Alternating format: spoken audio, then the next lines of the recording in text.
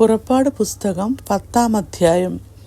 യഹോവ പിന്നെയും മോശയോട്, നീ ഫറവോൻ്റെ അടുക്കൽ ചെല്ലുക, ഞാൻ അവൻ്റെ മുമ്പിൽ എൻ്റെ അടയാളങ്ങളെ ചെയ്യേണ്ടതിനും ഞാൻ മിസ്രയീമിൽ പ്രവർത്തിച്ച കാര്യങ്ങളും അവരുടെ മധ്യേ ചെയ്ത അടയാളങ്ങളും നീ നിൻ്റെ പുത്രന്മാരോടും പൗത്രന്മാരോടും വിവരിക്കേണ്ടതിനും ഞാൻ യഹോവയാകുന്നു എന്ന് നിങ്ങൾ അറിയേണ്ടതിനും ഞാൻ അവൻ്റെയും ഭൃത്യന്മാരുടെയും ഹൃദയം കഠിനമാക്കിയിരിക്കുന്നു എന്ന് കൽപ്പിച്ചു. അങ്ങനെ മോശയും അഹരോനും ഫറവോൻ്റെ അടുക്കൽ ചെന്ന് അവനോട് പറഞ്ഞതെന്തെന്നാൽ, എബ്രായരുടെ ദൈവമായ യഹോവ ഇപ്രകാരം അരുളിച്ചെയ്യുന്നു, എൻ്റെ മുമ്പാകെ നിന്നെ തന്നെ താഴ്ത്തുവാൻ എത്രത്തോളം നിനക്ക് മനസ്സില്ലായിരിക്കും? എന്നെ ആരാധിപ്പാൻ എൻ്റെ ജനത്തെ വിട്ടയക്ക.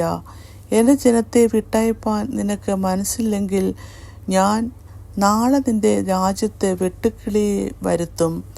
നിലം കാണുവാൻ വഹിയാതെ വണ്ണം അവ ഭൂതലത്തെ മൂടുകയും കൽമഴയിൽ നശിക്കാതെ ശേഷിച്ചിരിക്കുന്നതും പറമ്പിൽ തളിർത്തു വരുന്ന സകല വൃക്ഷവും തിന്നുകളയുകയും ചെയ്യും.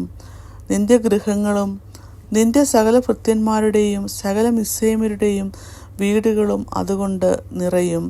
നിന്റെ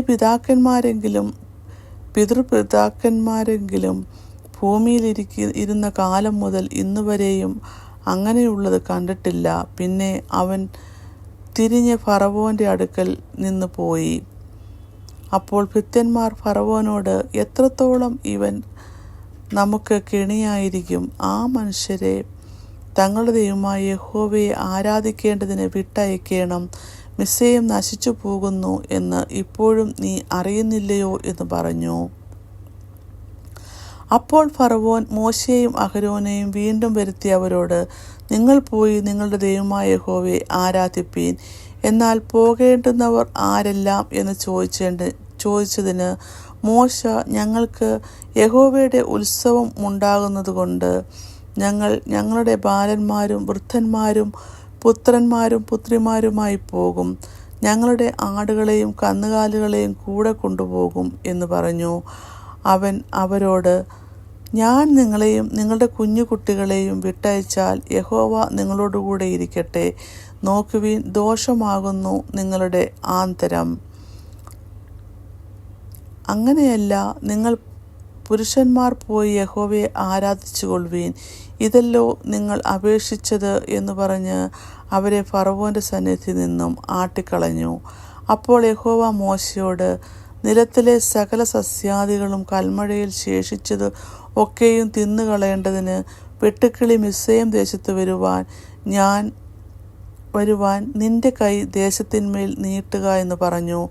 അങ്ങനെ മോശ തൻ്റെ വടി ഇസ്രായേൽ ദേശത്തേക്ക് മേൽ നീട്ടി. യഹോവ അന്നു പകൽ മുഴുവനും രാത്രി മുഴുവനും ദേശത്തിന്മേൽ കിഴക്കൻ കാറ്റ് അടുപ്പിച്ചു. പ്രഭാതമായപ്പോൾ കിഴക്കൻ കാറ്റ് വെട്ടുക്കിളിയെ കൊണ്ടുവന്നു. വെട്ടുക്കിളി മിസ്രയീം ദേശത്തൊക്കെയും വന്ന് മിസ്രയീമിൻ്റെ അതിർക്കകത്ത് ഒക്കെയും അനവധിയായി വീണു. അതുപോലെ വെട്ടുക്കിളി ഉണ്ടായിട്ടില്ല, ഇനി അതുപോലെ ഉണ്ടാകുകയുമില്ല.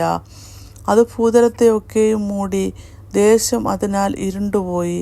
കൽമഴയിൽ ശേഷിച്ചതായ നിലത്തിലെ സകല സസ്യവും വൃക്ഷങ്ങളുടെ സകല ഫലവും അത് തിന്നുകളഞ്ഞു. മിസ്രയീം ദേശത്ത് എങ്ങും വൃക്ഷങ്ങളിലാകട്ടെ നിലത്തിലെ സസ്യങ്ങളിലാകട്ടെ പച്ചയായതൊന്നും ശേഷിച്ചില്ല. ഫറവോൻ മോശയെയും അഹരോനെയും വേഗത്തിൽ വിളിപ്പിച്ചു, നിങ്ങളുടെ ദൈവമായ യഹോവയോടും നിങ്ങളോടും ഞാൻ പാപം ചെയ്തിരിക്കുന്നു. അതുകൊണ്ട് ഈ പ്രാവശ്യം മാത്രം നീ എൻ്റെ പാപം ക്ഷമിച്ച് ഈ ഒരു മരണം എന്നെ വിട്ടു നീങ്ങുവാൻ നിങ്ങളുടെ ദൈവമായ യഹോവയോട് പ്രാർത്ഥിപ്പീൻ എന്ന് പറഞ്ഞു. അവൻ ഫറവോൻ്റെ അടുക്കൽ നിന്ന് പുറപ്പെട്ട് യഹോവയോട് പ്രാർത്ഥിച്ചു. യഹോവ മഹാശക്തിയുള്ളൊരു പടിഞ്ഞാറൻ കാറ്റ് അടുപ്പിച്ചു. അത് വെട്ടുക്കിളികളെ എടുത്ത് ചെങ്കടലിൽ ഇട്ടുകളഞ്ഞു. മിസ്രയീം രാജ്യത്തെങ്ങും ഒരു വെട്ടുകിളി പോലും ശേഷിച്ചില്ല. എന്നാൽ യഹോവ ഫറവോൻ്റെ ഹൃദയത്തെ കഠിനമാക്കി അവൻ ഇസ്രായേൽ മക്കളെ വിട്ടയച്ചതുമില്ല.